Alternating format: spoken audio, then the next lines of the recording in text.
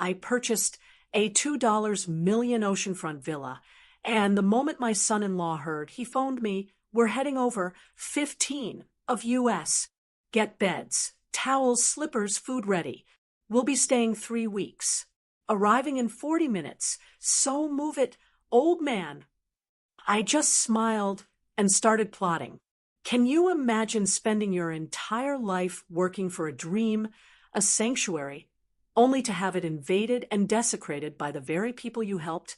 I'm talking about $300,000 worth of family betrayal, all culminating in a moment where I had to call the police on my own son-in-law for trespassing in my brand new home. And that was just the beginning. I'm Richard Clark, and 3 years ago, I achieved my lifelong dream. 40 years of engineering, careful savings, delayed gratification, all for this moment of peace in my new villa.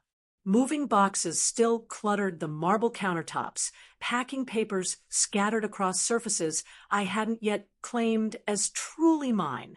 Through the kitchen's floor-to-ceiling windows, the Pacific stretched endlessly, blue waves rolling against the private beach below. It was pure paradise. Then the phone rang. "Hello, old man. We're already on our way to you." Brian's voice hit my ear like a sledgehammer. No greeting, no pleasantries, just pure, undiluted entitlement. "There'll be 15 of us, so prepare beds, towels, slippers, food, the whole deal. We'll stay for 3 weeks. We'll be there in 40 minutes, so hurry up." My hand tightened around the phone. "Brian, wait a minute. I haven't even fully moved in yet. The house isn't ready for—" "Listen, I don't care what you've got going on right now." His voice carried that familiar tone of casual dismissal, as if my concerns were mere background noise. "You've got money, that means you've got space." End of discussion. The ocean breeze through the open patio doors carried the scent of salt and freedom, but Brian's words poisoned the air. I gripped the granite countertop with my free hand, watching my knuckles whiten against the dark stone. "But Brian, this is my first week here. I still have boxes everywhere. No proper bedding setup for guests. Figure it out, old-timer. You're retired, right? What else do you have to do?" The sound of car engines revved in the background. Jessica's already packed the kids' stuff. Mike and Ashley are bringing their crew, too. It'll be like one big family reunion. Family reunion, the words twisted in my chest like a rusted knife.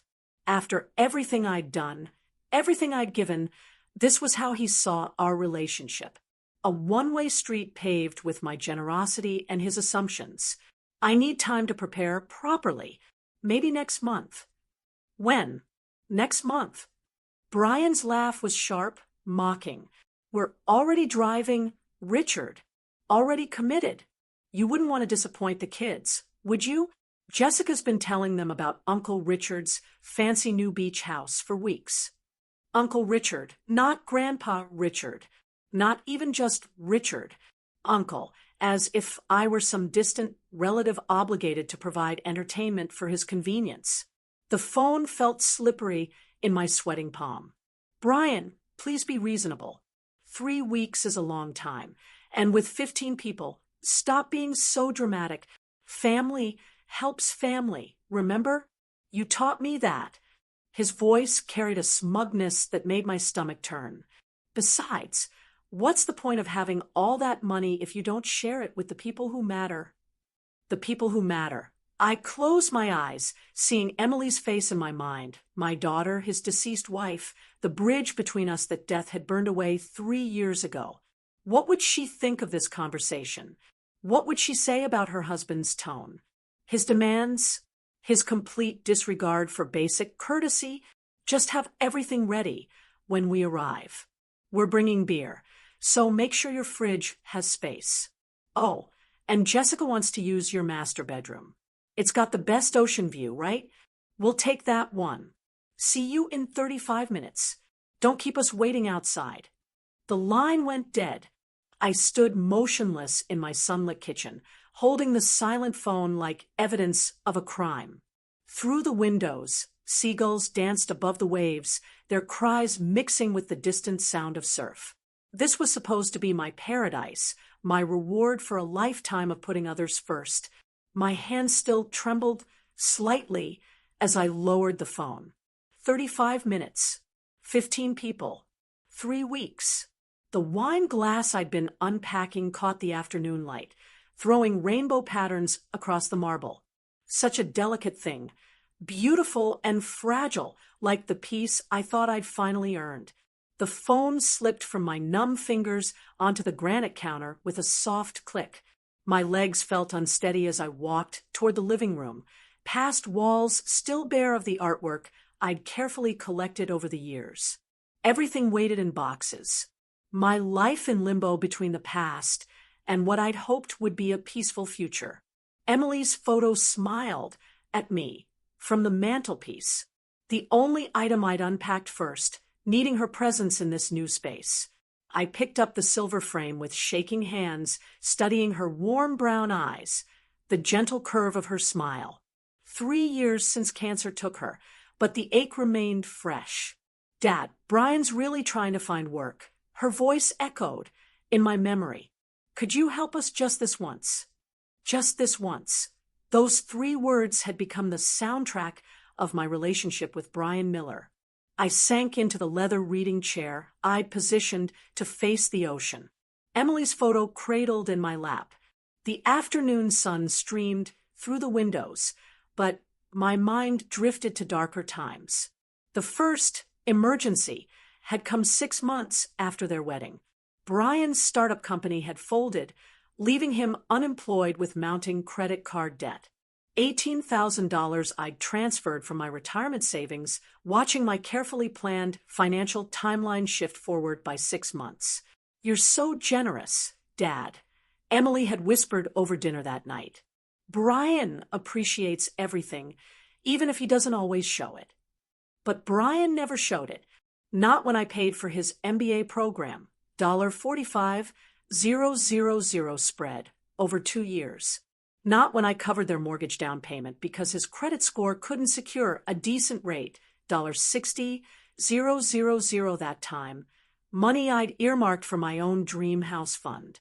I ran my fingers through my gray hair, remembering the pattern that had emerged. Every few months, another crisis. Emily's medical bills during her cancer treatment had been legitimate. $85,000 I'd gladly given to fight for her life. But even then, Brian had somehow made it about himself, complaining about the stress affecting his job performance. The ocean waves crashed rhythmically below, but I heard instead the sound of Brian's voice during Emily's funeral reception. "At least now we won't have all these medical bills hanging over us." My stomach had turned that day, watching him network with mourners while I stood beside my daughter's casket. Even grief, it seemed, was just another opportunity for Brian to focus on his own convenience. After Emily died, I'd expected the requests to stop. Surely Brian would find his footing, build his own stability. Instead, they intensified. Car repairs when his warranty expired. Property taxes he'd forgotten to budget for. Jessica's engagement ring upgrade because she deserved something special. I kept a mental tally, though I tried not to. Over $327,000 over 6 years. Enough to buy a decent house in most American cities. Enough to secure a comfortable retirement without the financial anxiety that still woke me at 3 a.m. despite my careful planning. Standing slowly, I placed Emily's photo back on the mantelpiece and walked to my study. The ocean view from this room had sold me on the house. Endless blue stretching to the horizon, promising peace and space to think. Instead, my reflection stared back from the window. An older man who'd spent 40 years building other people's dreams while his own gathered dust. The worst part wasn't the money.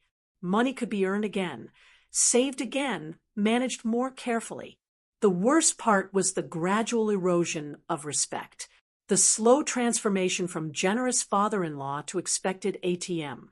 Brian's tone had shifted over the years from grateful to entitled, from requesting to demanding. Today's call crystallized everything. No discussion of my circumstances, my needs, my plans, just assumption and demands wrapped in the thin veneer of family obligation. 15 people descending on my sanctuary like locusts, consuming what I'd spent decades building. My hands drummed against the windowsill as anger built in my chest. A slow-burning heat I'd suppressed for too long. Emily had always asked me to be patient with Brian, to remember that people show love differently. But Emily was gone, and Brian's version of love looked suspiciously like exploitation. The sound of car engines in the distance pulled me from my thoughts. Faint, but growing louder, multiple vehicles approaching up the winding coastal road that led to my villa. My 35 minutes of peace had evaporated faster than morning fog. I checked my watch. 3:15 p.m. Brian had made good time. Through the study window, I could see dust clouds rising from the private road that connected my property to the main highway. For vehicles, maybe 5, moving in convoy formation, like an invasion force approaching a conquered territory. My jaw clenched as I watched them approach. This wasn't a family visit. This was a siege. Car doors slammed in rapid succession, the sounds echoing off the villa's stone facade, like gunshots. I moved from the study window to the front entrance, watching through the side lights as 4 vehicles disgorged their passengers into my circular driveway. Brian's black SUV led the convoy, followed by 2 sedans and a pickup truck loaded with coolers, beach equipment, and enough luggage for a month-long expedition. 15 people. Brian hadn't been exaggerating. The front door felt solid beneath my palm as I gripped the handle, steadying myself for what was coming. Through the decorative glass, I watched Brian emerge from his SUV like a general surveying conquered territory. Designer sunglasses despite the afternoon shadows, that cocky stride I'd grown to despise over the years. Jessica tumbled out of the passenger side, blonde hair whipping in the ocean breeze, immediately pulling out her phone to record everything. "Oh my gosh, you guys, look at this place." Her voice carried clearly across the driveway. "It's like a resort." I opened the door before they could ring the bell, hoping to maintain some semblance of control over the situation. The hope died instantly. "What's up, old man? How do you like our surprise?" Brian pushed past me into the foyer without waiting for an invitation, his eyes already scanning the interior like he was taking inventory. "Jessica, look, there's the hot tub I told you about." "Brian, I told you on the phone that I'm not ready for guests." But my words were lost in the chaos as the rest of the group streamed through my front door. A man I recognized as Mike, Brian's college roommate, let out a low whistle. Dude's got serious money. Why not share it with family, right? Ashley, Jessica's sister, pushed through carrying 2 oversized suitcases. "This place is absolutely perfect for our vacation. The kids are going to love that pool." She gestured toward my infinity pool, visible through the back windows. Kids. I hadn't even heard anything about children on the phone. "Stop being so dramatic. Richard." Brian had already made it to the living room, his wet sandals leaving sandy footprints on my imported Italian marble. "Family helps family. You taught me that, remember?" More people flooded in. Faces I didn't recognize, mixing with others I'd met at Emily's funeral. Kevin, someone's boyfriend, carried a cooler full of beer like he was arriving at a college party. 2 women I'd never seen before were already discussing room assignments, as if I weren't standing right there. "Excuse me," I called out, my voice barely audible over the growing din. "Could everyone please? Oh, my gosh, you guys have to see this kitchen." Jessica had discovered the gourmet cooking space I'd spent months designing. She held her phone up, live streaming to her social media followers. "We're staying at my father-in-law's incredible beach house. Look at this view."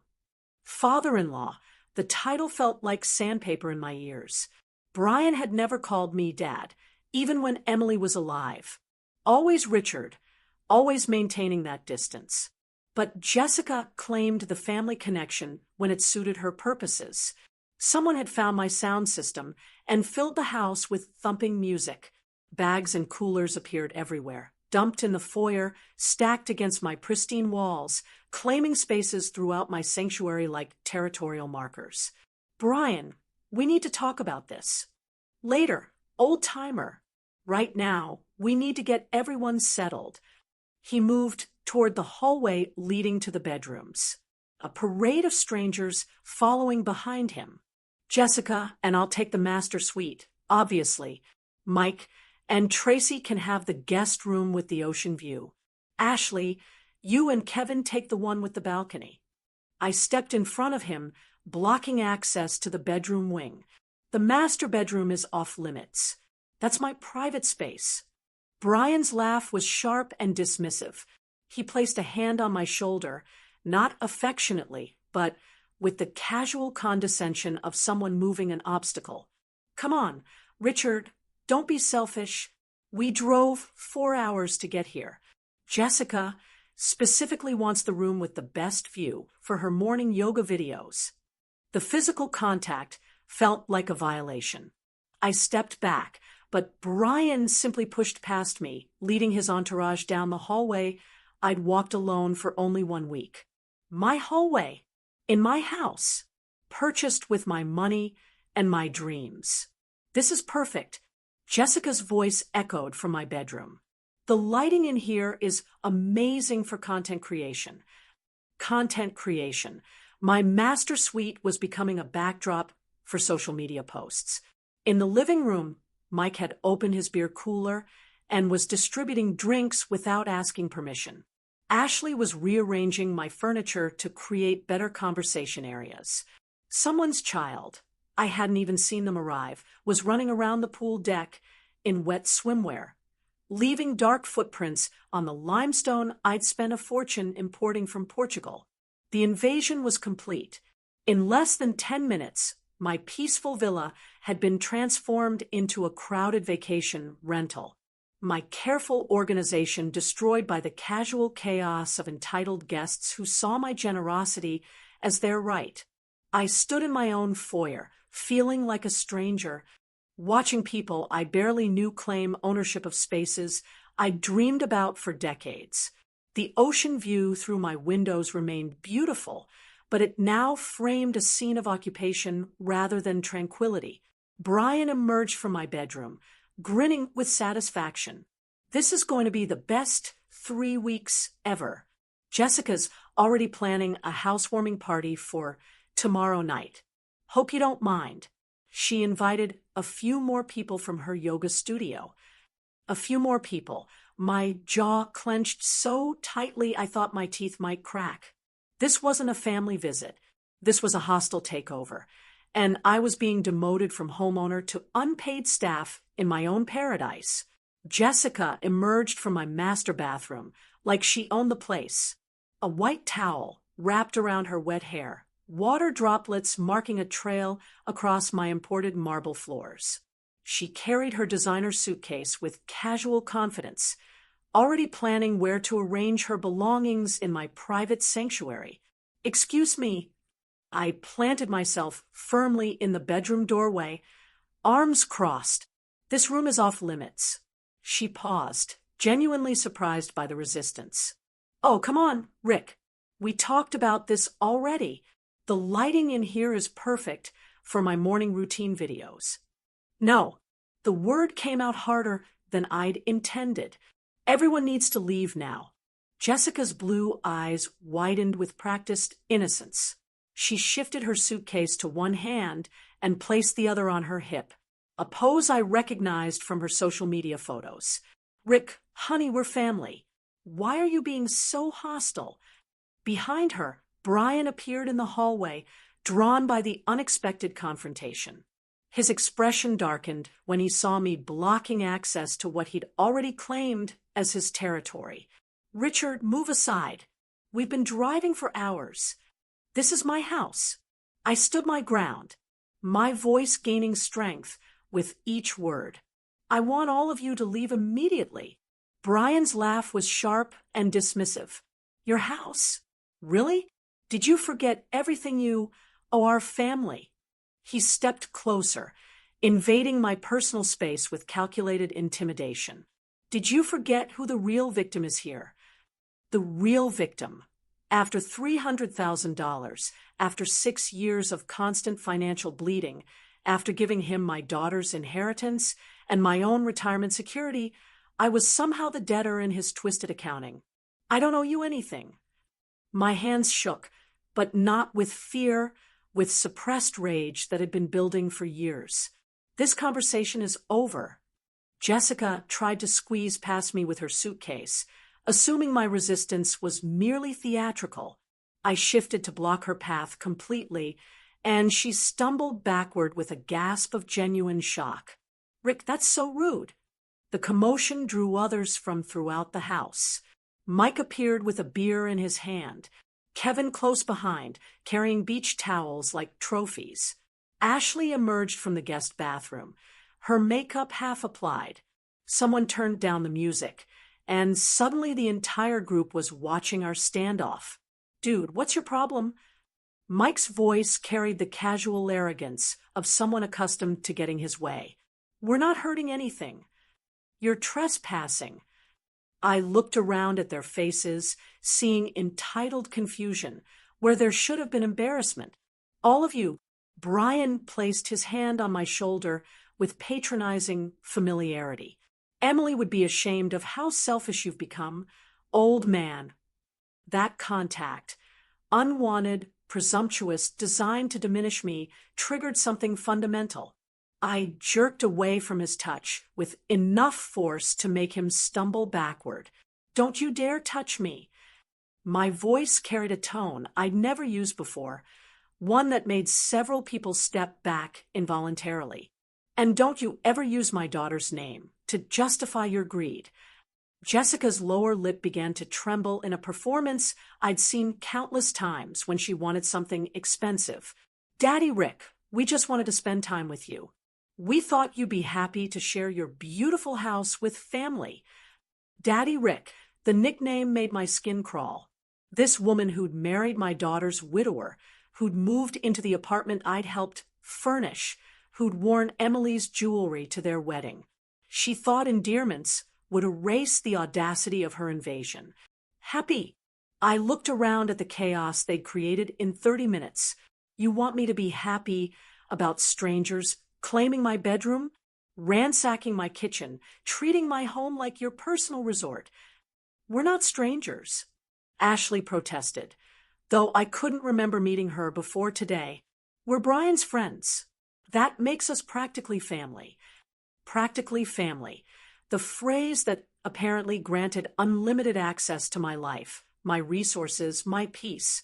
Brian sensed the mood shifting and tried to regain control. Look, Richard, I understand you're overwhelmed. Moving is stressful, but we're here now. We've made arrangements, and turning us away would create serious problems for everyone. The threat was subtle but unmistakable. Serious problems. For whom? For his friends who'd driven 4 hours expecting a free vacation? For Jessica, who'd promised her social media followers exclusive content from a luxury villa? For Brian, who'd painted himself as the generous family member providing his friends with access to his wealthy father-in-law's property? The only problem, I said, my voice steady despite the adrenaline coursing through my system, is 15 people who think they can occupy someone else's home without permission. Without permission? Brian's mask of reasonableness finally slipped. After everything this family has been through, after everything you've put us through, with your demands and expectations, everything I put them through, 6 years of writing checks covering emergencies, enabling their lifestyle, and somehow I was the one making demands.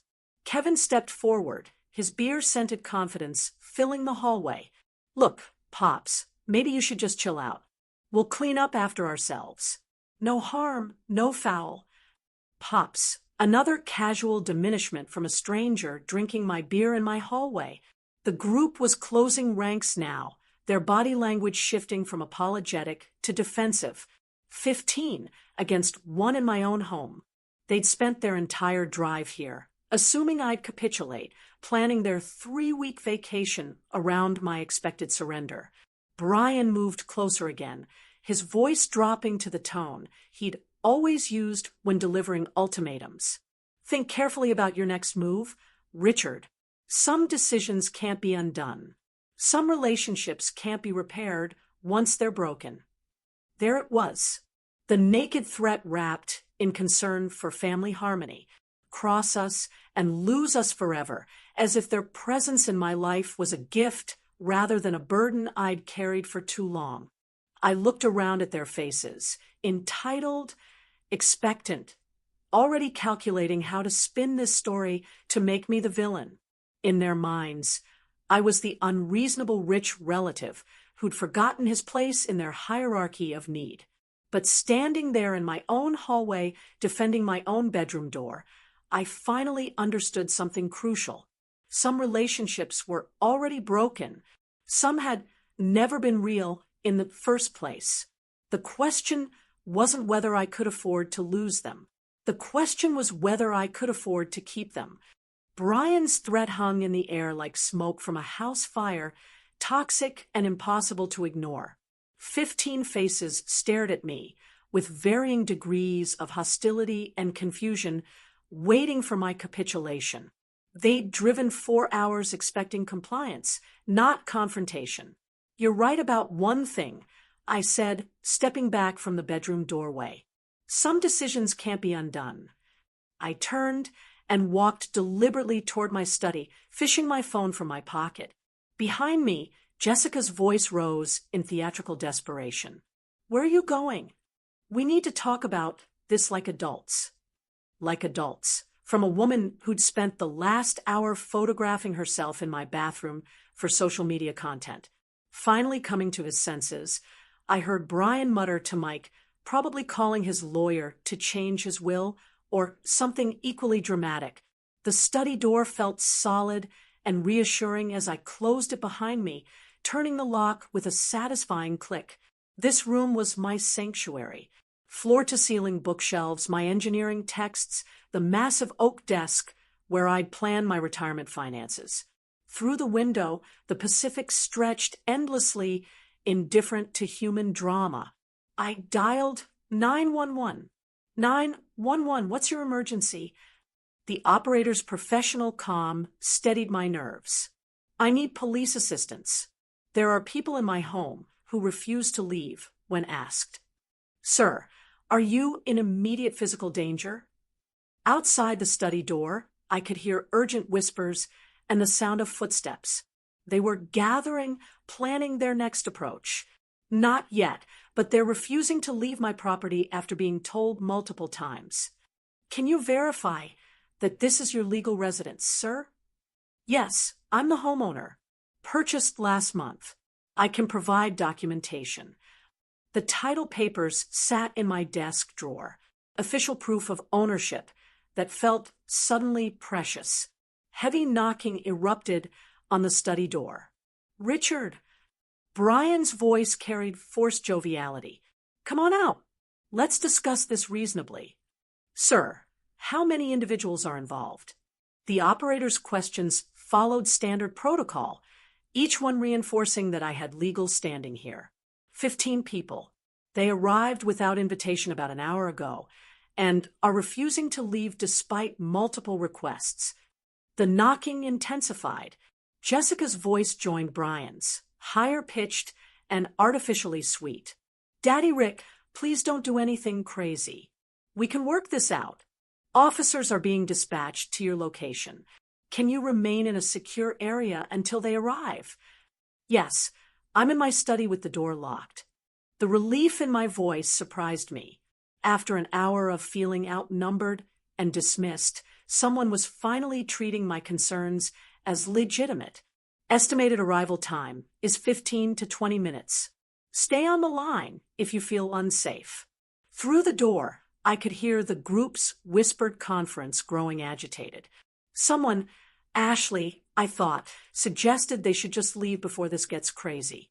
But Brian's voice cut through the uncertainty with his usual arrogance. He's bluffing. Richard doesn't have the backbone for this. He'll come out in 5 minutes and apologize. The backbone.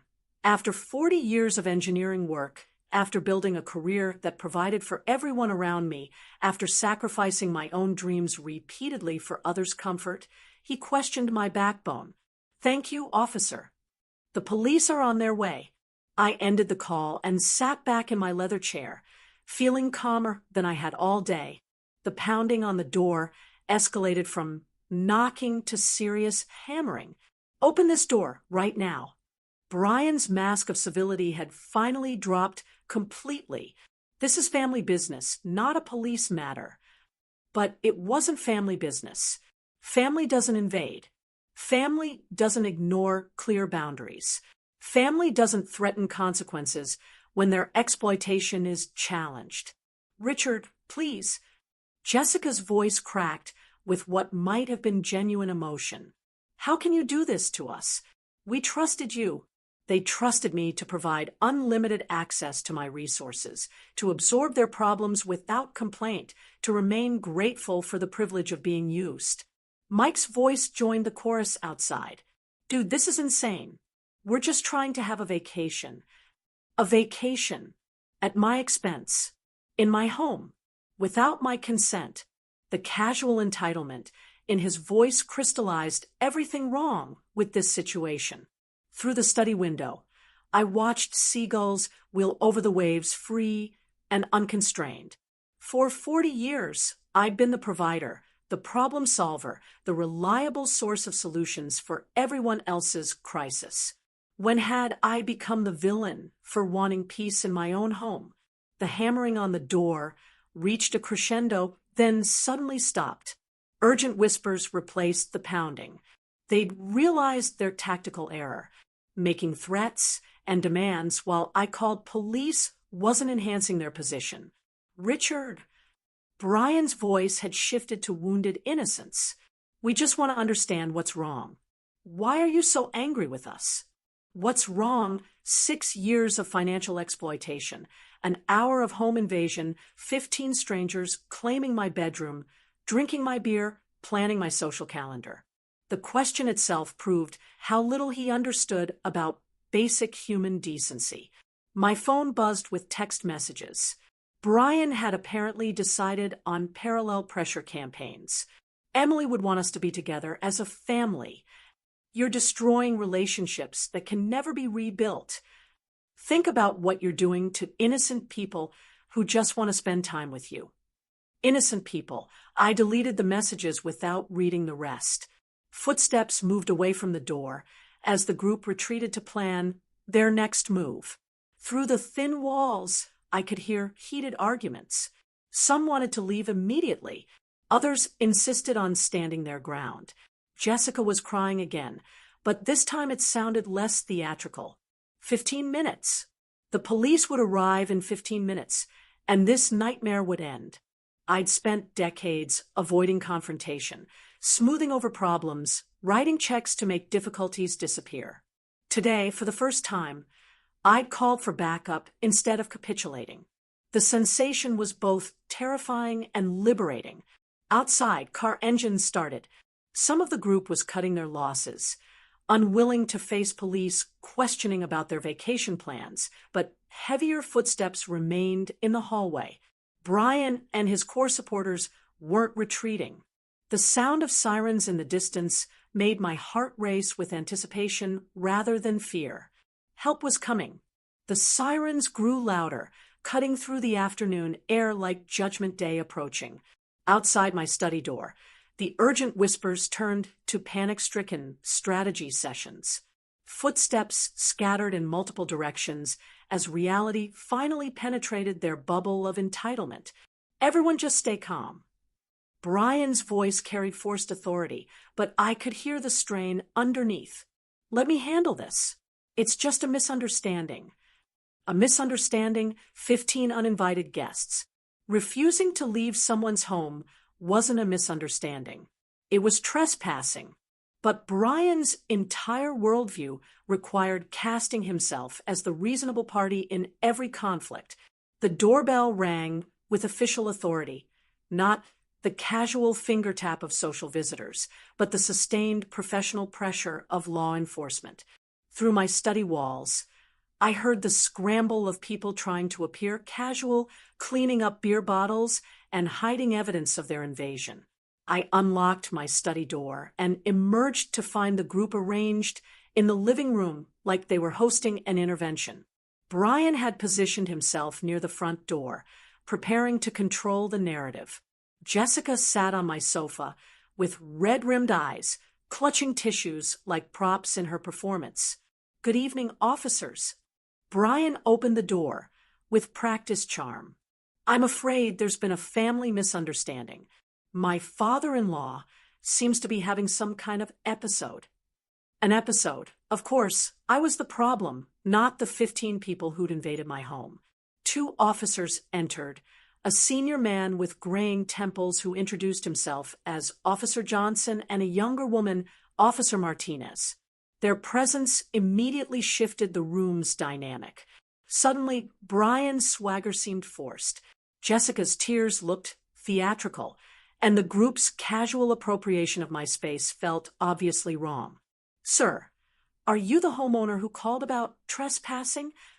Officer Johnson addressed me directly, his tone professional but sympathetic. "Yes, I'm Richard Clark. This is my property." I pulled the deed from my study, hands steady despite the adrenaline. These people arrived without invitation and refused to leave.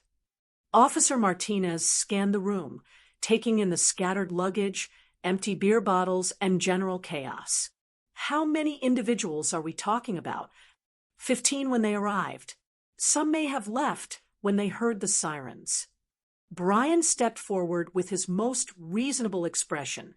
"Officers, this is clearly a family dispute. Richard's been under stress since moving, and I think he's just overwhelmed by having visitors."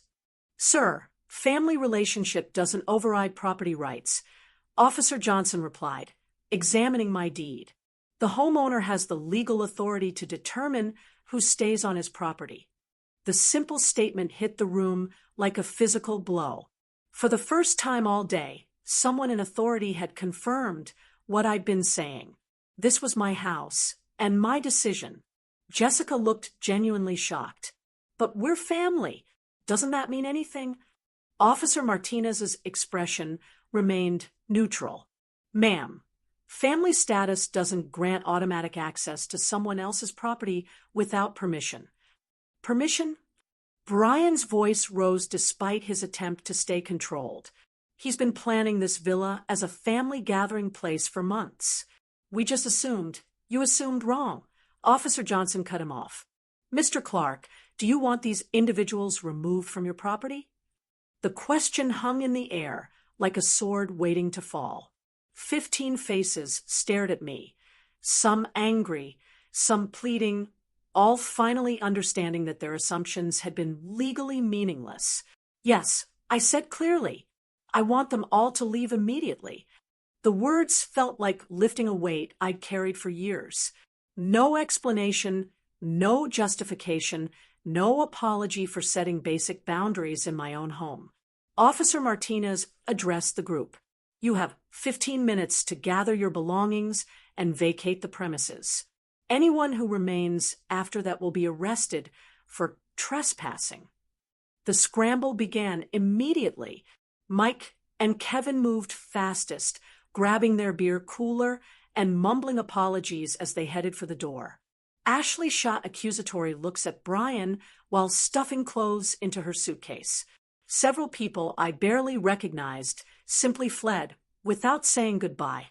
"This is ridiculous." Brian protested as he watched his authority collapse. "We drove 4 hours. We made arrangements." "You made arrangements without consulting the property owner," Officer Johnson replied. "That's not a legal reservation, sir." Jessica was gathering her belongings from my master bedroom, her movements sharp with anger. "Richard, you're going to regret this decision for the rest of your life." But I felt no regret, only relief. Watching strangers remove their possessions from my private spaces felt like reclaiming stolen territory. Brian made one final attempt at manipulation as he packed his SUV. Emily would be ashamed of what you've become, old man, selfish and bitter. Officer Johnson stepped between us. Sir, you need to leave now. Any further contact with Mr. Clark could be considered harassment. The last car pulled out of my driveway as the sun touched the horizon, painting my villa in golden light. Officer Martinez completed her paperwork, while Officer Johnson explained the documentation process. You'll have a formal report number for your records. If they return without permission, call us immediately. Today's incident establishes a clear pattern of trespassing. After the officers left, I stood alone in my foyer, surrounded by blessed silence. The chaos was gone.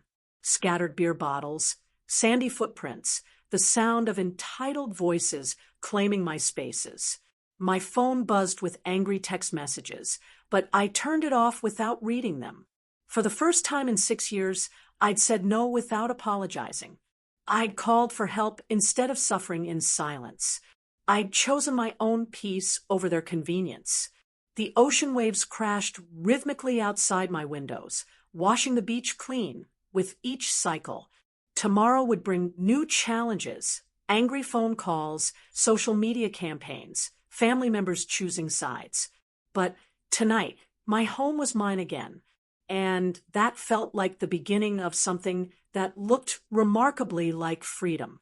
The deadbolt clicked with finality as I watched the last police car disappear down the coastal road, its taillights fading into the gathering dusk. The incident report crinkled in my grip, official documentation that I'd been right, that my home was mine to control. Yet, standing in my empty foyer, I felt strangely hollow instead of triumphant. Silence pressed against my eardrums after hours of chaos. No arguing voices. No footsteps on my marble floors. No music bleeding from rooms I'd never authorized anyone to occupy. Just the distant crash of waves and the gentle hum of my air conditioning system. Sounds I dreamed of enjoying in peace. I walked through my villa like a crime scene investigator, cataloging the evidence of invasion. Beer cans clustered on my granite countertops. Wet towel prints darkened my hardwood floors. Furniture sat askew where strangers had rearranged my careful design. In the guest bathroom, Jessica's makeup still stained my marble vanity. Foundation smears like territorial markings. The master bedroom felt violated in ways beyond the physical. Someone had moved Emily's photo from my nightstand, knocked over during their claiming of my private space. I picked up the silver frame, studying my daughter's gentle face through cracked glass. Be kind to Brian, Dad. Her voice echoed in my memory. He's hurting too. But Emily had never asked me to be a doormat. She'd requested kindness, not endless financial sacrifice. Standing in my bedroom, where strangers had planned to sleep for 3 weeks, I finally understood the difference. My phone buzzed insistently from the kitchen counter, where I'd abandoned it during the confrontation. The screen showed 17 missed calls and 43 text messages, all from the same contact, Brian Miller. I read them in chronological order, watching his tone shift from wounded confusion to naked threat. Richard, we need to talk about what happened today. You embarrass my wife in front of our friends. That's not acceptable. Family doesn't call police on family. Emily would be disgusted. You think you won today? You have no idea what's coming. By tomorrow, everyone will know what kind of person you really are. Enjoy your empty house, old man. It's all you'll have left. The messages continued, each one darker than the last. Brian's mask had finally slipped completely, revealing the manipulative core I'd been too generous to acknowledge for 6 years. But now, with official documentation of his trespassing and threatening text messages accumulating on my phone. His true nature was creating its own evidence trail. I poured myself 3 fingers of scotch and settled into my leather reading chair, the one position to capture the perfect ocean view. Outside, sunset painted the Pacific in shades of gold and crimson. The daily masterpiece I'd bought this villa to enjoy. Yet Brian's threats cast shadows across even this beauty. Had I been too harsh? The question gnawed at me despite the legal validation. They were family, however dysfunctional. Emily's friends, her chosen relationships, her husband's new life. By calling police, had I destroyed bridges that could never be rebuilt? My phone buzzed again. Another message from Brian, this one accompanied by a photo. Jessica crying in their car, her mascara streaked down her cheeks in theatrical rivulets. Look what you did to her. Happy now. I deleted the message without responding. Jessica's tears were real, but so was my exhaustion from years of manipulation. So was my right to peace in my own home. So was the $290,000 I'd given them without receiving even basic courtesy in return. The scotch burned warm in my chest as I continued my house restoration ritual. Each straightened piece of furniture felt like reclaiming stolen territory. Each clean surface erased evidence of their presumption. The physical work helped process the emotional earthquake of finally saying no. But as evening deepened into night, unease crept in alongside satisfaction. Brian's final messages carried an ominous certainty that worried me more than his earlier rage. You have no idea what's coming. Wasn't the frustrated threat of someone accepting defeat. It was a promise from someone planning retaliation. I'd won the battle for my home, but something in Brian's tone suggested the war was just beginning. Emily's photo smiled at me from the restored nightstand, her expression peaceful in the lamplight. What would she think of today's events? Would she approve of my standing firm? Or would she see only the destruction of family harmony she'd worked so hard to maintain? I think you'd understand, sweetheart, I whispered to her image. You taught me to be generous, not stupid. My phone lit up with another notification. The screen showing Brian's name yet again. This time I turned it off completely, but not before glimpsing the preview of his latest message. Tomorrow, everyone will see. The threat hung unfinished in the darkness, promising complications I couldn't yet imagine. Whatever Brian was planning, it would arrive with the morning sun. For tonight, at least, my home was mine. But victory had never felt so fragile. Sunlight streamed through my kitchen windows as I reached for my silent phone to check the time. 8:47 a.m. I'd slept poorly, Brian's threats echoing through restless dreams. The device felt warm in my palm, its screen lighting up with a cascade of notifications that made my stomach drop. 47 alerts from Facebook, Instagram, and text messages. My email showed dozens of new messages from people I hadn't heard from in years. Something had happened overnight. Something significant enough to wake my entire social network. I opened Facebook first, immediately finding Brian's post at the top of my feed. The words hit like a physical blow. My father-in-law kicked his own family out of his house yesterday, called the police on us like we were criminals. Money really does change people. My late wife, Emily, would be heartbroken to see what her father has become. We just wanted to spend time with him at his new mansion, but apparently we're not worthy anymore. Prayers needed for our family during this difficult time. The post had been shared 43 times overnight. Comments poured down the screen like accusations. Heartbreaking. Can't believe someone would treat family this way. Money corrupts. Poor Jessica and the kids. Kids.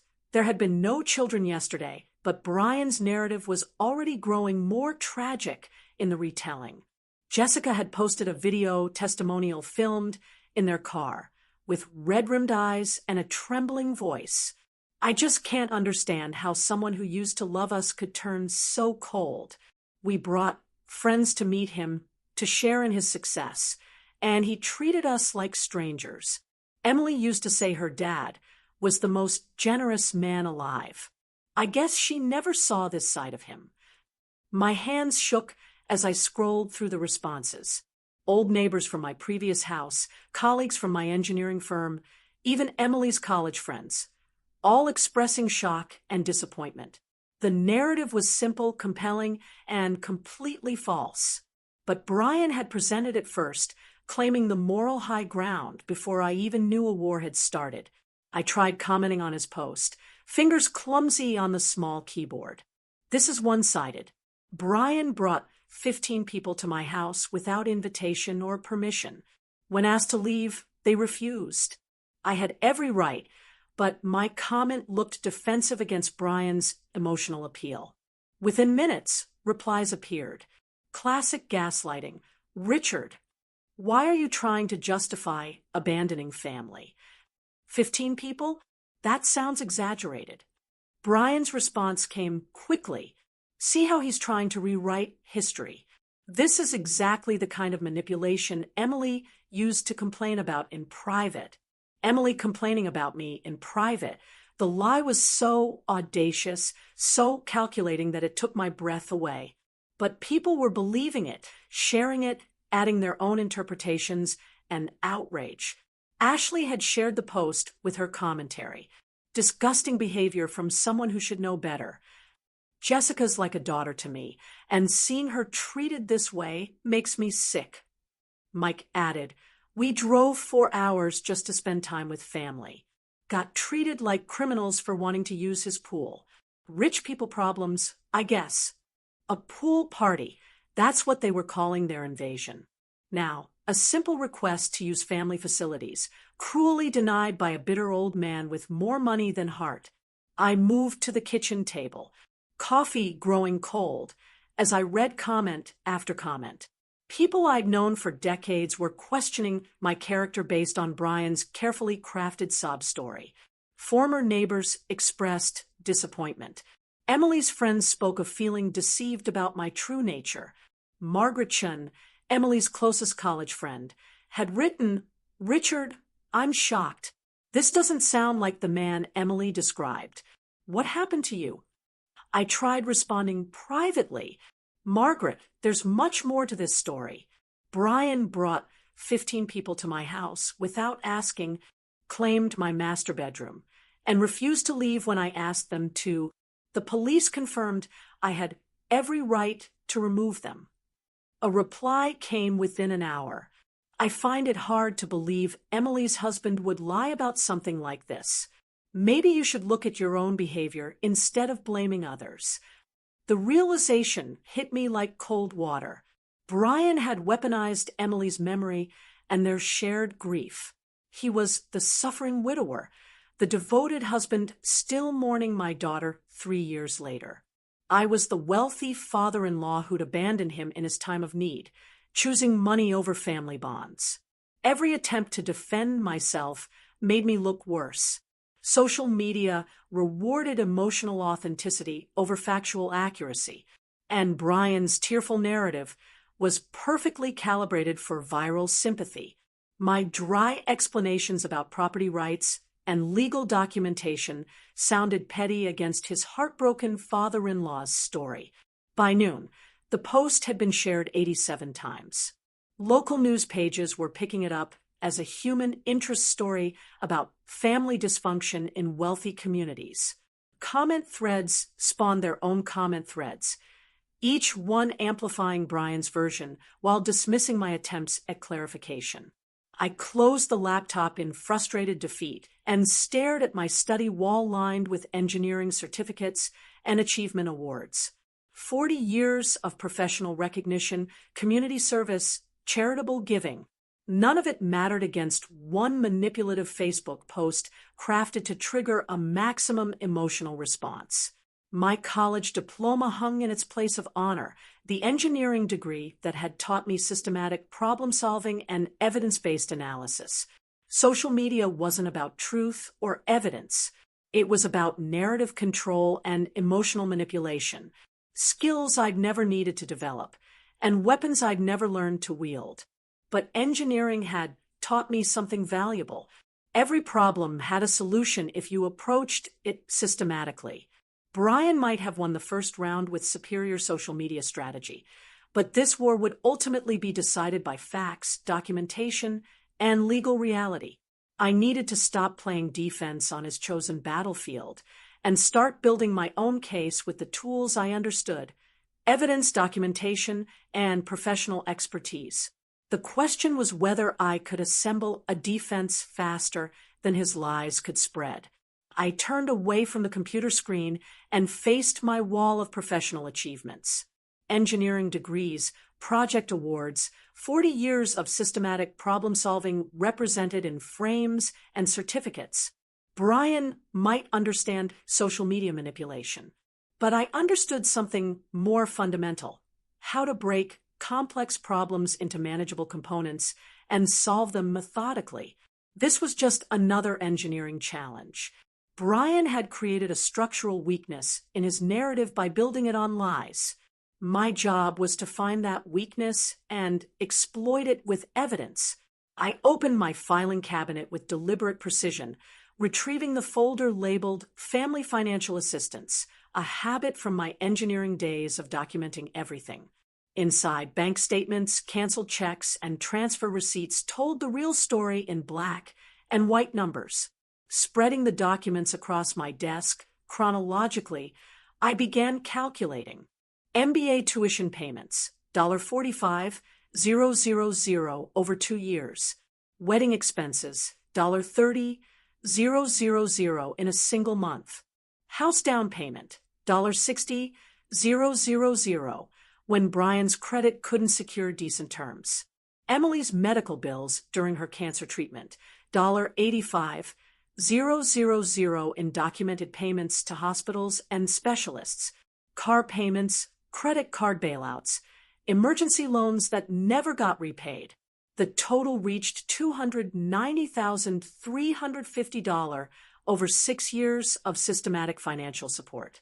Not gifts given freely among equals, but an escalating pattern of demands backed by family guilt and Emily's illness. Every payment had a date, amount, and bank record. Brian had forgotten he was dealing with an engineer who documented everything for tax and estate planning purposes. His emotional Facebook narrative would crumble against this mountain of financial evidence. I picked up my phone and dialed Howard Brennan, my estate attorney since Emily's death.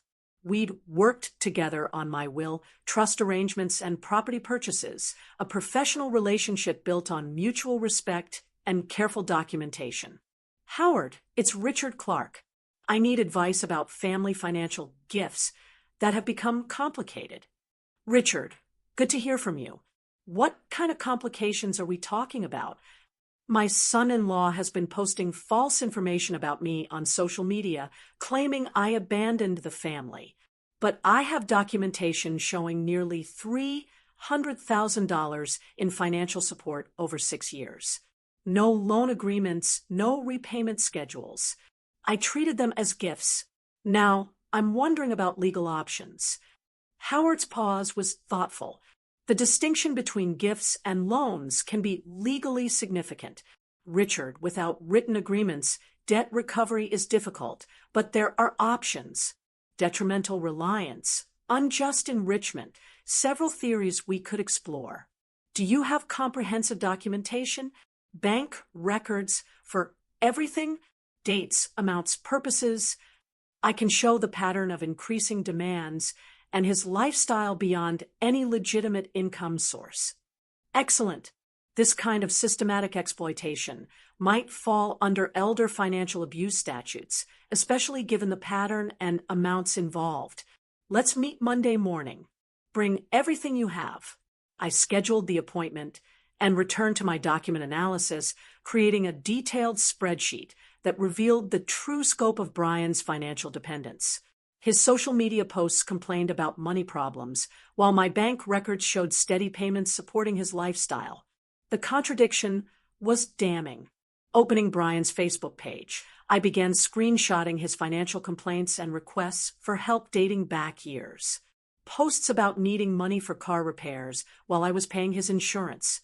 Complaints about expensive medical bills while my accounts showed direct payments to his doctors. A pattern of public poverty claims contradicted by private financial support. Jessica's Instagram revealed even more damaging evidence. Photos of expensive vacations, designer clothes, restaurant meals at high-end establishments, all funded by money I provided while they portrayed themselves as struggling family members deserving sympathy.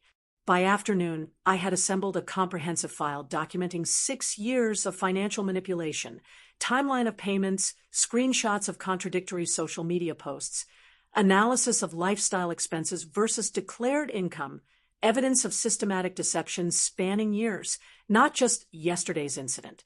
Brian's Facebook narrative portrayed me as a wealthy miser abandoning poor relatives.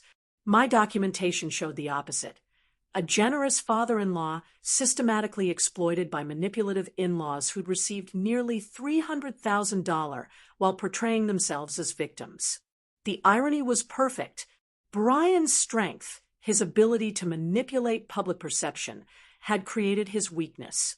Every social media post claiming poverty was now evidence of deception. Every photograph of expensive purchases was proof of fraudulent financial need. I organized the final stack of documents into a comprehensive file folder, labeling it Miller Financial Recovery in my precise engineer's handwriting. This would be my opening move. Not defensive social media responses, but offensive legal action backed by systematic documentation. Placing the folder in my briefcase for Monday's legal consultation, I glanced at Emily's photo on my desk. Her gentle smile seemed approving, as if she understood that protecting myself wasn't betraying her memory. It was honoring the systematic, careful approach to life she'd always admired in me. "I think you'd approve of this approach, sweetheart," I said quietly. No emotional manipulation, just facts and evidence. My phone rang with an unknown number, probably another reporter wanting to discuss the family feud that was apparently becoming local news. But I had work to do, documentation to complete, legal strategies to develop. Brian had chosen the wrong opponent. He'd picked a fight with someone who solved problems for a living, who documented everything, who understood that sustainable victories required solid foundations rather than emotional manipulation. This wasn't about revenge. This was about justice, self-protection, and ensuring that systematic exploitation couldn't continue hiding behind claims of family loyalty. The game had changed, and I was finally playing to win. Sunday morning dawned clear and purposeful. I sat at my study desk like a general preparing for decisive battle. The comprehensive folder, labeled B. Miller Financial Recovery, spread before me in organized precision. Coffee steamed beside Emily's photo as I reviewed 6 years of systematic documentation. Bank statements, transfer records, screenshots of Brian's contradictory social media posts, claiming poverty while living off my generosity. At 8:03 a.m., I drove to Howard Brennan's downtown office, my briefcase heavy with evidence.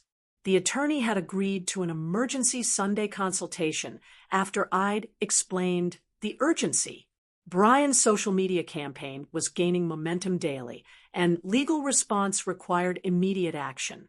"Richard, this level of documentation is remarkable," Howard said, spreading my financial records across his mahogany conference table. "Most people don't keep such detailed records of family assistance. 40 years of engineering taught me to document everything."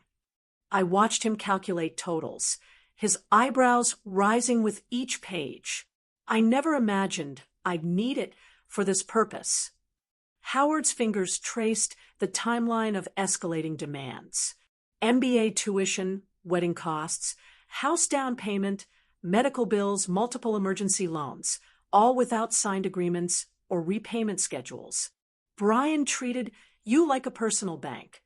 The pattern became clear only when I organized it chronologically.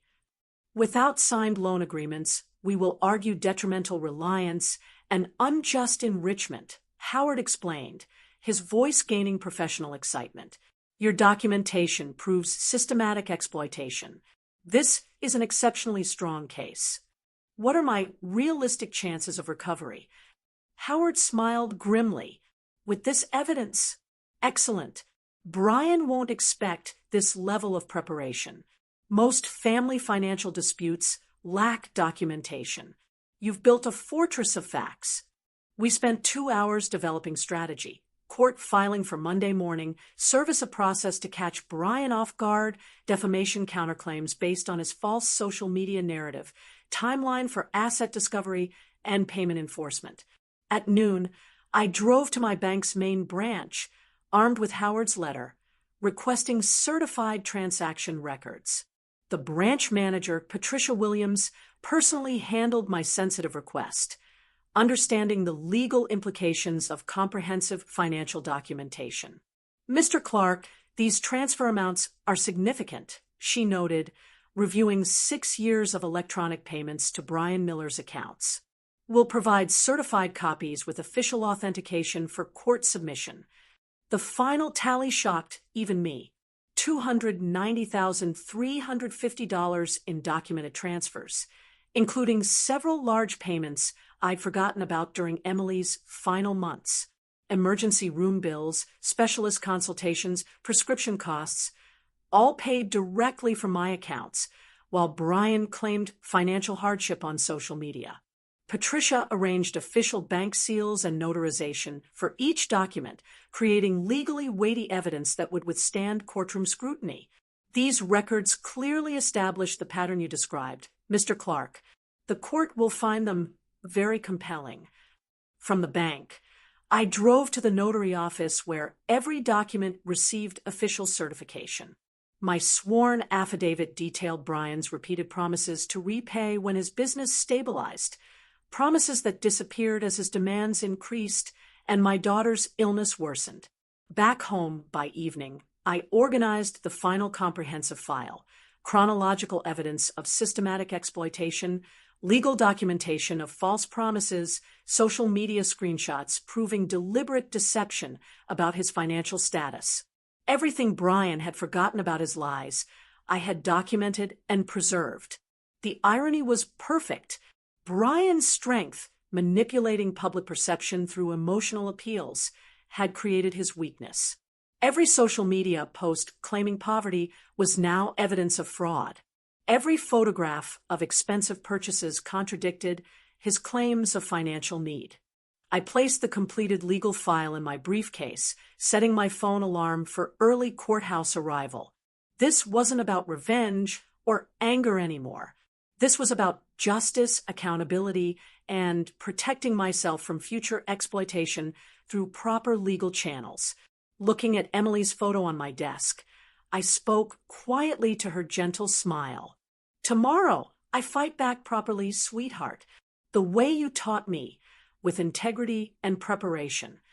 My phone buzzed with another hostile message from Brian. Still waiting for your apology, old man.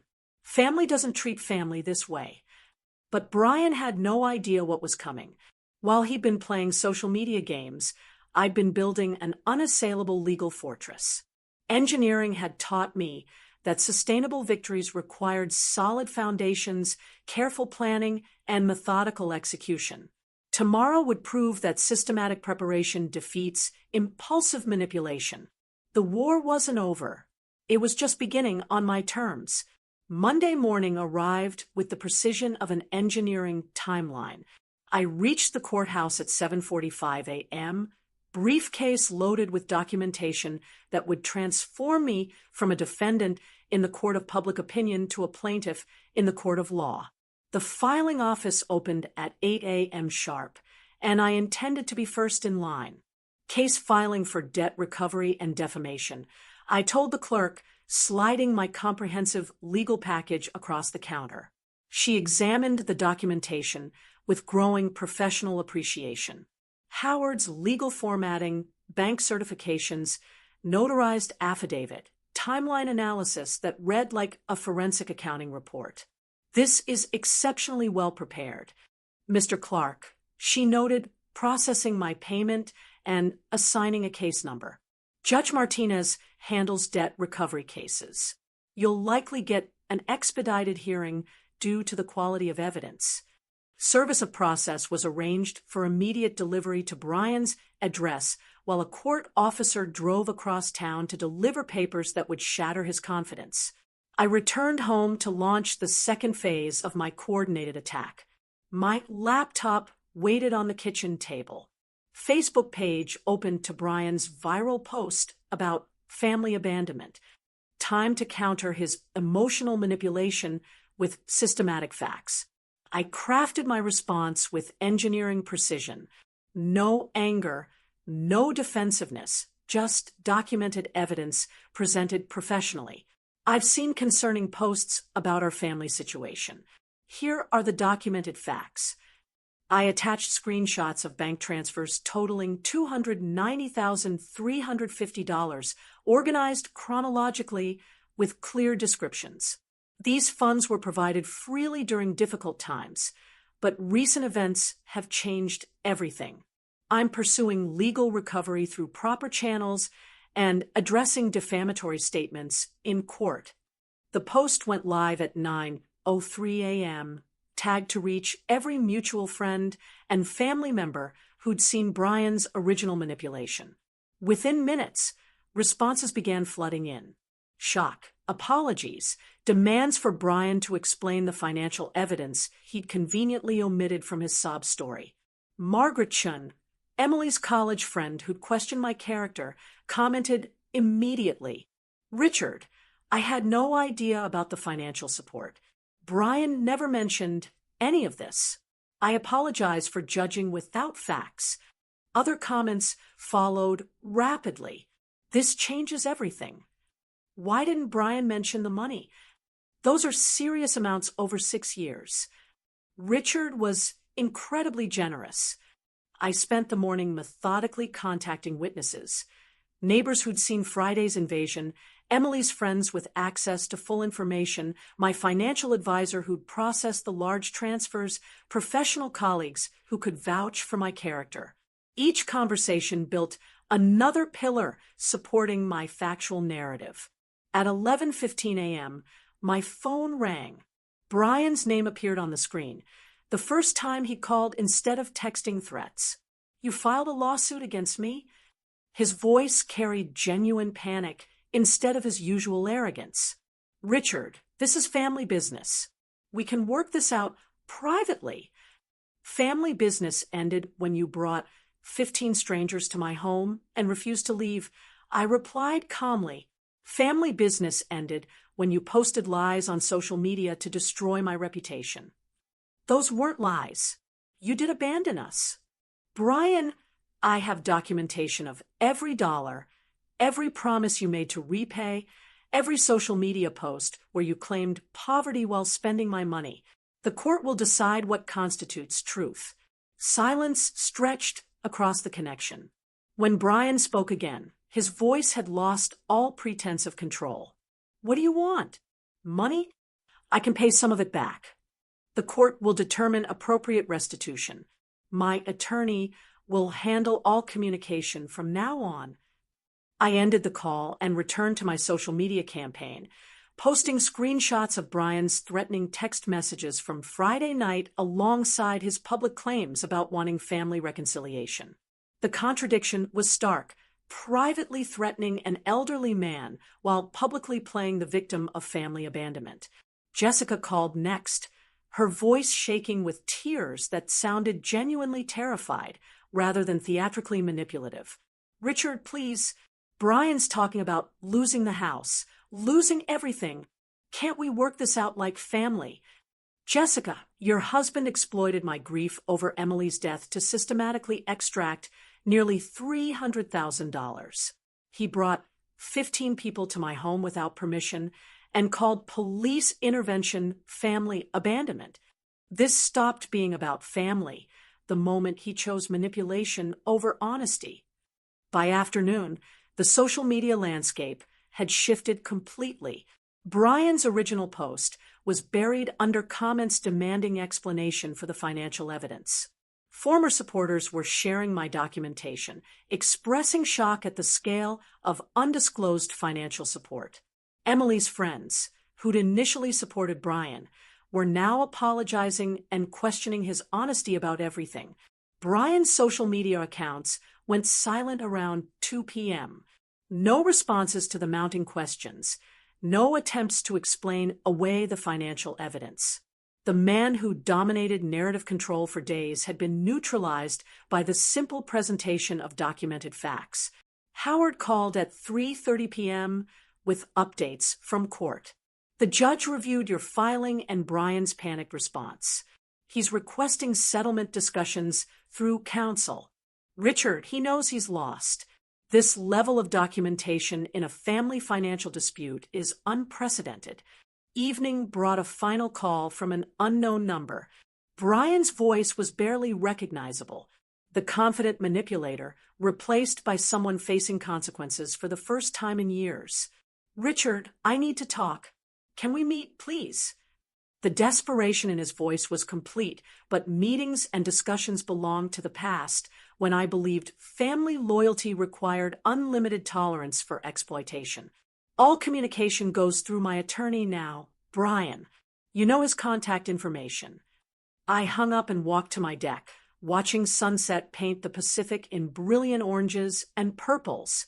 Tomorrow would bring more legal proceedings, more social vindication, more confirmation that systematic preparation defeats emotional manipulation.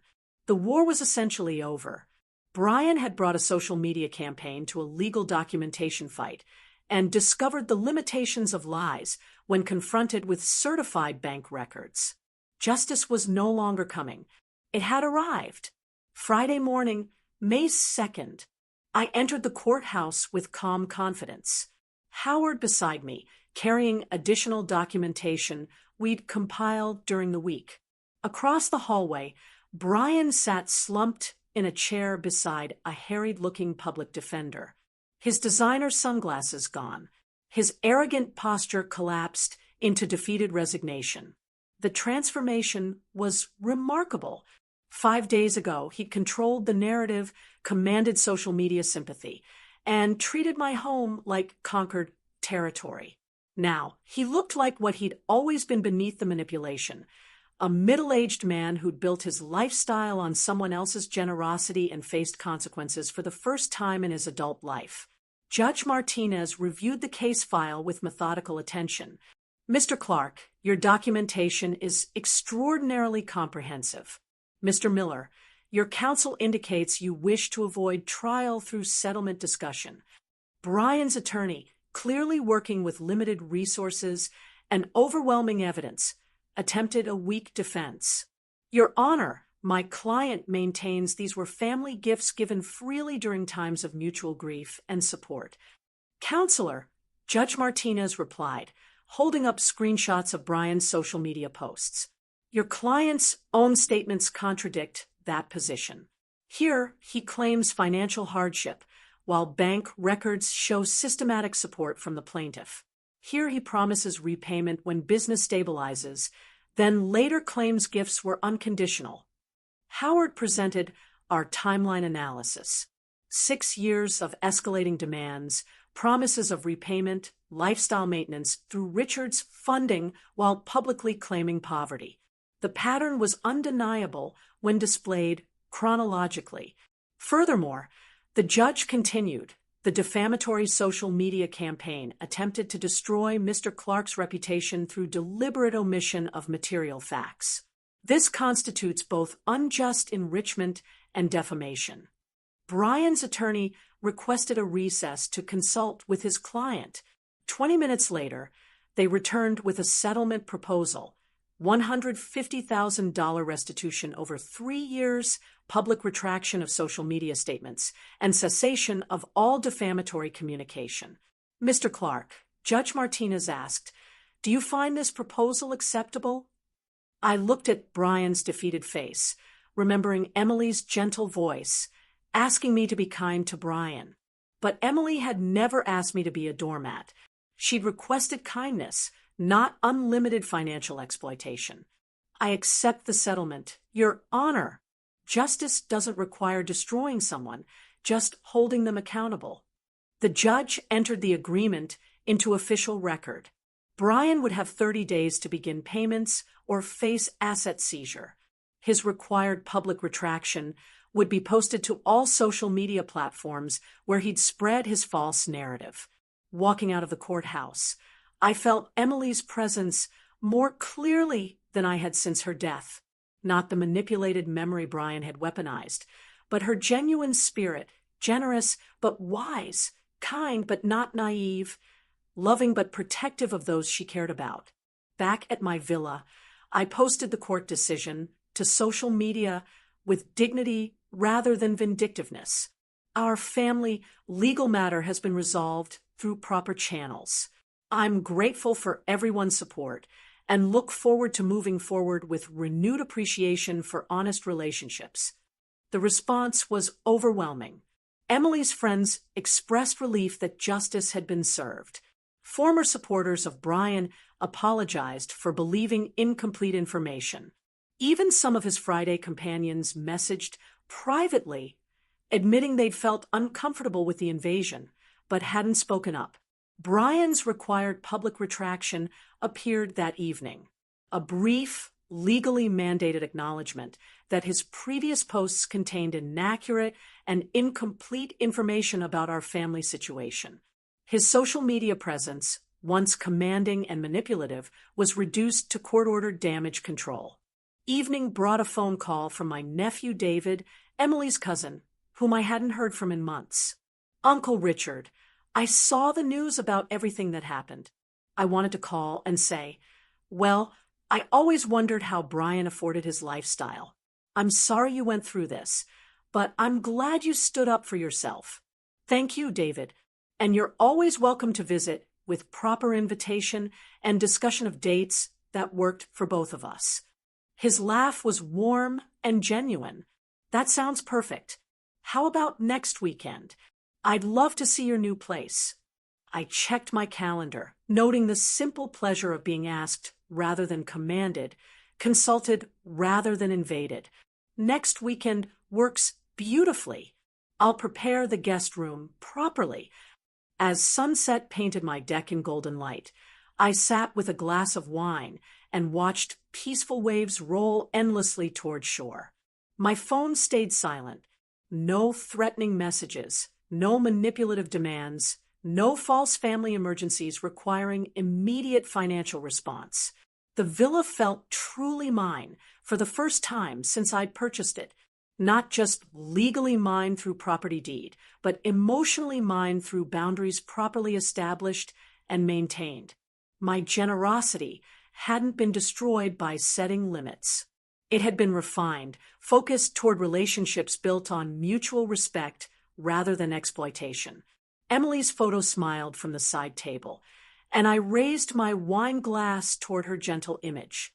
"I think you'd approve, sweetheart." I learned the difference between being generous and being taken advantage of. The ocean waves washed the beach clean with each cycle, carrying away debris and leaving fresh sand for tomorrow's possibilities. 6 years of systematic exploitation had ended, not through anger or revenge, but through systematic preparation, legal process, and the simple recognition that kindness requires wisdom. Brian would make his payments, rebuild his life through honest work, and hopefully learn that relationships require reciprocity rather than manipulation. I would enjoy my earned retirement, welcome genuine family visits, maintain the generous spirit Emily had loved, tempered now with the boundaries that made generosity sustainable. Justice had been served, peace had been restored, and for the first time in years, I looked forward to tomorrow with uncompromised hope. What a journey, right? It just goes to show you that sometimes the hardest battles are fought within your own family. Have you ever had to stand your ground against someone you loved, even if it meant risking everything? Or perhaps you've been in Brian's shoes, where misunderstandings spiraled out of control.